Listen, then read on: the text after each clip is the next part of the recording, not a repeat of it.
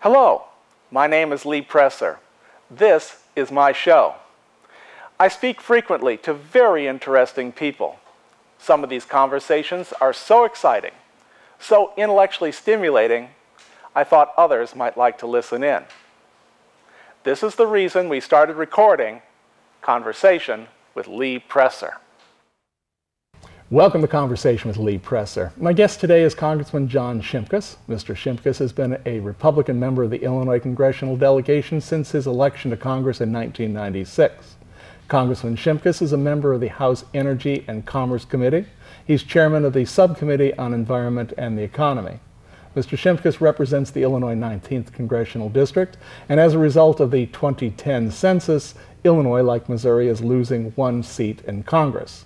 That means that during the November 2012 election, there'll be no 19th district. And though this may seem eerily familiar to Mr. Shimkus, who used to represent the Illinois 20th until after the year 2000 census, Illinois lost a seat, and that year Mr. Shimkus was forced to run against and defeat his colleague, 19th District Congressman David Phelps. This time he's running in the new 15th district, where he will face Democrat Angela Michael, a retired nurse and radio talk show host. Congressman Shimkus, welcome to the conversation. Lee? Was that essentially correct? It sounded pretty good. So, pretty confusing. Yeah. Well, one of the things that I had the president of the Board of Aldermen sitting here. This is like, I don't know, before the 2010 census. And I was telling him how important the census was, and also I was telling him about how when you count illegal aliens into the census, that suddenly that skews those states and gives them a heavier weight, and that's where Illinois and Missouri's congressional seats went to, wasn't it?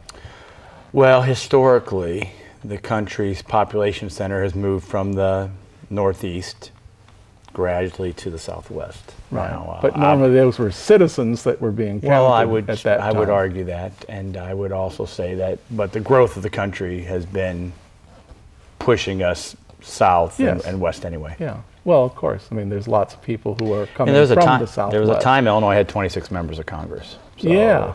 Yeah, and not that many decades ago, was it? Well, I think the 26 may have been back in 1860s. The yeah, oh, really? No, I think early, and then slowly it.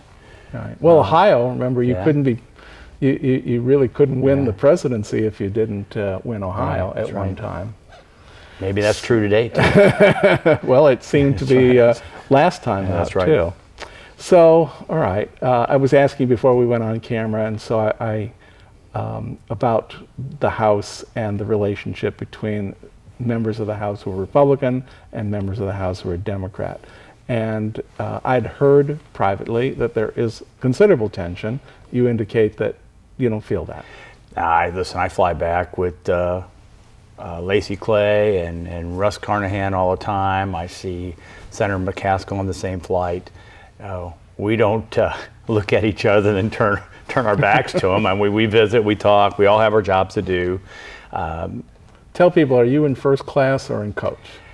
Or in business Coach class? Most of the time. There are some long weeks because I got so many credits to bump up. It's not additional money, it's just that if possible, and plus we're all on regional jets now, and I'm telling you, these little regional jets for 2 hours, those small seats that they are for a guy like me, and even though I'm not huge, I mean, they're painful. So I will not say that I've never ridden first class. I have done it before, and you fly as much as I do, then I think people would understand why that's a nice thing to take advantage of if they offer to you. Your colleague, Senator Kirk, how's he doing? Yeah, good question. I would encourage people to go to all the new technology, go to YouTube, see his most recent posting on his recovery. It's a 3-minute blurb, and it's very emotional, I think. Have you spoken to him directly yourself? I saw him 7 weeks ago in the rehab center. Looked great. It was on a Sunday evening. He had just finished dinner, and he was in the bed. And he really yearns for colleagues. He's surrounded by his staff. He's surrounded by his family. What he needs is some people telling him, like you would or I would, what's the gossip, who's doing what to who, and I think that's what he misses more than anything. His mind is fine. Again, people can look at the YouTube. It's just his body. He doesn't talk as quickly as he once did, but I always argue with that. Normal people like me can understand him because he's now at my pace versus his pace. He's spending all his time trying to get his left side working, really shoulder down, his left arm. I don't think he'll get much of that back. He wants to be able to walk, and that's all his focus is. His mind is sharp. His right hand grip when we shook hands was solid. He can speak. He can understand you. You can understand him. Based upon when he went through a phenomenal recovery so far. Now I'm going to ask you a speculative question. Do you think that he's capable of representing the interests of the state of Illinois at some point in the not too distant future? Yeah, my public comments after my visit with him 7 weeks ago, I already answered that question. He could easily cast votes based upon informed judgment at that time. I mean, it's just yay or nay. I mean, read the issues, understand the issues, cast your vote. But you know, I mean, Gabrielle Giffords, for example, was very, very seriously injured in that attack, and to me did not seem capable of representing her district. Right. And there they were for that full term when they weren't really getting much representation. Right. She was smart enough to say enough's enough. Right. I'm just asking if that's a similar situation for the senator, or you're saying no. Yeah, well, there's another case study, Senator Johnson, who had a stroke from South Dakota, and he was out about a year, and he's been working as a U.S. Senator now for 3 years. You know, obviously getting some assist mobility-wise, drives a little cart, but the folks of South Dakota are pleased with his representation, and I think we'll be extremely pleased when we get Mark Kirk back. Okay. Now, as to Congressman Tim Johnson, your colleague here in the Illinois delegation, he ran in the recent primary in the state of Illinois and was nominated to be the candidate in the 13th district. And then suddenly something strange happened. He announced, "I don't want to do it." Do you know what that's all about? I haven't talked to him since that announcement. I mean, isn't that pretty unusual? It's pretty unusual. Tim is a unique individual. I think anyone who tries to figure Congressman Johnson out is ready to get very frustrated. So he's an individual you can't figure out. So all we know is he made a decision. It was very frustrating. I think should have been frustrating to the public as a whole. In fact, they should have been very mad. The Republicans who voted in the primary should have been very angry, and they were. The new county chairman, some old county chairman, then had to get involved, and really, it was an interesting process. They had to do This was on May the 19th that they had a meeting, right? They've had a meeting 2 weeks prior to that to hear all the candidates. Yes. And then most of them had their own little forums throughout those 2 weeks with their precinct committeemen with these candidates. So they had to conduct in essence, a primary and do all the vetting that a primary would do in a shortened amount of time. And only it's an inside job. You're talking the political class basically picked the Republican candidate. But that's the way. That's state law. So I mean, yes, they had no other. And I mean, I define the political class. Some of these chairmen were newly elected chairmen, hadn't been involved in the process. In fact, one of the chairmen, she beat who we all thought would be the chairman on a local landfill issue. So she was totally an outsider. But then she's thrust because of state law to have to make the decision. And I would say what they had to do was in that short amount of time conduct what a primary would do. And we follow campaigns where you have these attacks and rebuttals and looking at personal relations and looking at business. They had to do that themselves because they had to vet as best as they possibly could because they know that vetting is going to go on in the general election. Now, the person who was chosen out of this process on the 19th of May was a fellow by the name of Rodney Davis, who you know very well. Very well. Because he's worked for you for a number of years. A long time. Can you just describe what his qualifications are to be to move from being a staffer to actually being a congressman himself? Rodney, I've known Rodney for 20 years. He actually coordinated, when I ran in '92, he was my Christian County coordinator. So he's from Taylorville and is a local boy, still lives there with his wife and 3 kids. Rodney has been employed by me for 16 years by the people of the 20th and then the 19th district. He's mostly been involved in grants and economic development issues. So you can go around to the district that I've represented. He's well known by the mayors, the county boards, the state elected officials. He's worked with the state economic development folks, and people love him. He's a very nice guy. He works very, very hard. Sometimes he has segued into the political realm, where he's had to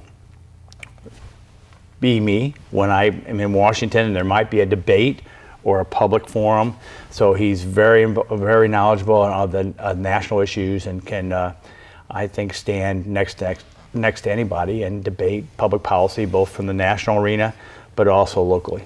Now he's going to represent Edwardsville and Glen Carvin. Right here. I mean, this is right here is this is like really weird. I mean, I remember years ago, Mel Price had Madison and St. Clair counties, all of them plus some areas around there in order to come up to the numbers that he needed.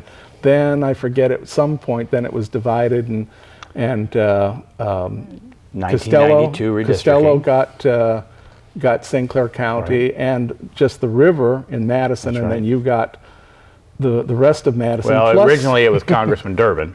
Oh, that's right. Because it was Durbin's seat that they had through and then he moved redistricking up in to '92, Senate, leaving it open. That's right. In '96. It's called gerrymandering. It's called redistricting. It's happened throughout the country, and in this case, the Republicans were disenfranchised because we had no say. We don't have the legislature, the state legislature makes. They passed the map. They do the map. They passed the map, and the desire. And it's a very strongly Democrat organization. Yeah, I mean, we have 11 Republicans, 8 Democrats right now through the last election. This is a congressional delegation. They tried to flop that. They tried to draw a map where there'd be now 12 Democrats and 6 Republicans. And part of how they do that is they take Collinsville, Illinois, which has 2 members of Congress right now, only 3 precincts, and now Collinsville will have 3 members of Congress representing it. And that will be the 13th, the 15th, and the 12th. Right. And that would be the 12th being the Costello district. That's right. But he's decided, Jerry Costello has decided not to run again. Which is Did you know this in advance? No, no. Or were you surprised? I think everybody was surprised. We kind of wish we knew, because then that may have affected the map. I think the Democrats in Springfield probably would have thought, boy, that would have been good to know, because we could have really done some more shenanigans than what they did. You all know. You know Jerry's a great friend of mine. Yes. So and it's a good guy. He's a great guy. And a fairly conservative guy for being in a Democrat Party which is increasingly liberal and left. I would agree with that. So is that perhaps maybe part of the reason that you'll have to ask Congressman Costello his tell reasons. Him we'd like him to come here. I will mention it to him. I mean, I talked to him at least a farewell, you know. I mean, I talked to him on the steps of the Capitol one time when I was visiting you in D.C. He said he was going to be here, but we missed him. Oh well. I'll let him know I taped another show with you, and that he is well. He still would like him. Yeah. So the that was we were still talking about Rodney Davis. Right. Okay. He is going to be representing the 13th. In your opinion, is the 13th Republican friendly or is it Democrat friendly? Both the 13th and the 12th are both what we call by the president voting indicates the PVI rating are D+3s. So they both lean because of gerrymandering. They drew districts to be more competitive for Democrats. But you know this area, conservative Democrats versus Costello is the perfect example. You just can't have a far left liberal Democrat running in this area. They have to be somewhat conservative. Well, I noticed that Mr. presidential Harriman is a fairly conservative fellow himself, running as a Democrat nominee in the 12th. And Mr. Jason Plummer is even a more conservative Republican. Yes. So you know, we hope that the default will be a conservative from a conservative party, and so I mean that's the makeup. They're both very competitive. They're both D+3. and we just have to have great candidates to work hard. Mm-hmm. There was an issue that already in the blogosphere about Mr. Davis being involved in some sort of, what was it? Money transfer issue is how I put it, but they in the blogosphere said other less kind things. Can you basically explain in brief what this was? I don't think I even understand it. You know, Rodney was very involved with our Victory program, which is very successful as a state party initiative in which we set up phone banks and stuff throughout the state. And then there was also compensation for really the counties that were very involved in these things. And somehow they're trying to connect dots that have no way of being connected. Again, this is exactly what happens in a primary. When there's accusations made, whether they're founded or not, and they're trying to skew what was the chairman's position to for some other candidate. Obviously, the chairman thought it was not relevant and not indicative of a fair attack, and they discarded it. So, in your opinion, he's not a criminal? Rodney Davis is a. Well, they're going to be very excited about Congressman Davis. Great family, hard worker, likes local communities and economic development, articulate, conservative. Rodney's going to be a great member of Congress. I just can't think of a better person who to represent the areas that I'm going to lose than Rodney Davis. Energy. Let's move to energy. At one time, there was a demonstration project that was supposed to be created here in your district for clean coal. And then suddenly, at the last second, this demonstration project went away. I don't even know if it ever happened. I heard maybe it was going to go to Texas. Coal is a big issue in the state of Illinois. And yet, the federal government, of which you're a member, seems to want to not burn much more coal, and are making it as difficult as possible and allowing the Environmental Protection Agency to aid in that process. And I know I'm being slanted, but I have a real deep sense that the federal government has made a decision about coal based upon a predetermined notion that the fumes which are created when it's burnt are going to end the world. Yeah, you usually choose your words more carefully than you do. It's the executive branch. I mean, the House is well on record, and we voted. Wait, this House maybe, but well, even the last Congress voted against cap and trade. We didn't. But who was it that gave the EPA the authority to move in the direction? The federal courts, on a court case that said that Maryland versus the EPA, that said that the EPA, that greenhouse gases could be folded under. If you look at the Clean Air Act and the amendments and the legislation that was passed, greenhouse gas was debated during that time, and the Congress rejected CO2 as a pollutant.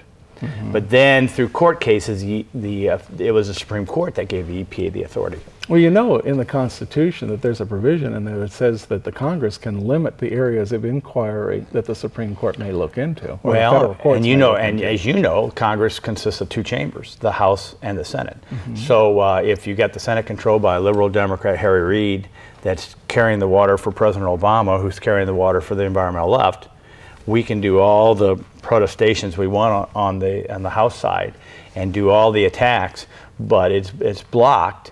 I mean, again, how many budgets have we passed in the last 2 years? 2. How many budgets have the Senate passed? None. 0. Right. And that's a well-known. Well, issue. It doesn't hurt to raise that again. Okay, I want to know something from you. Let's just say, for argument's sake, that the House remains Republican and the Senate turns Republican after the 2012 election. So going into January 2013, that you now have 2 houses. Do you, in your professional opinion, believe that the political process will be better handled than it was handled during the period before you lost your majorities in 2006? Well, remember, the challenge with the Senate is the 60-seat filibuster issue. So I think on the Senate side, it's when you're 3 or 4 votes in this new environment. Budget issues, I mean, it doesn't, I think it's a majority on budget I think issues. that we would probably pass a budget on the Senate side, and it would probably start addressing the difficult things on our national debt, which is talking about the entitlement programs, as we have done twice on the House side. But then you still have an executive branch. I think the bigger concern right now is what happens after the election. What about this quote-unquote fiscal cliff? What is that? Tax cuts expire. The debt limit may have to be raised. We have the sequestration debate. That I think more people are more concerned about how do we get through post-election 6-week period before the new year than trying to game what happens in a new Congress. I want to move overseas now, a couple of issues. One, first of all, so that people are reminded, you're a West Point guy. I am. Yeah, you're retired military now, though, aren't you? Finally. Right. Okay. We've spent enormous amounts of time and treasure in the country called Afghanistan. Right. And now we're fixing to pull out of there, even though we really haven't won or lost. You know, I mean, we won in the sense that we got the people who were surrounding al-Qaeda and letting them do whatever they wanted to do out of there. But we really haven't changed the culture of Afghanistan, in my opinion, and in many other people's opinion. And we've spent, you know, I don't know how many hundreds of millions of dollars in that country. Last December 28th of 2011, for example, or I mean to be specific, the country of Afghanistan signed a contract for the first time to allow a foreign nation to come in and explore for oil and gas in on their territory. But the United States was not the country that they chose. It turns out our good friends, the Chinese, were given that contract for $700 million to start, and then eventually about $7 billion worth of value. What do you make of this? Well, if you believe in the sovereignty of nations and you help establish countries to be sovereign, you cannot then go in and say, you can't make these decisions. No, it's not a matter of you can't. It's a matter of what are we doing spending all of our money and treasure on a group of friends who decide that our friendship is not as desirable as the Chinese's friendship? Well, I don't know if that's a friendship debate. I think it's a business debate based upon geographical locations. I mean, what's next to Afghanistan? Well, yes. China. China's there. I mean, you would have all these natural resources that would then have to, I mean, we can't even get food and supplies into Afghanistan. You'd have to, I mean, what's the logistics of doing all this stuff? Good argument. You make a good point there.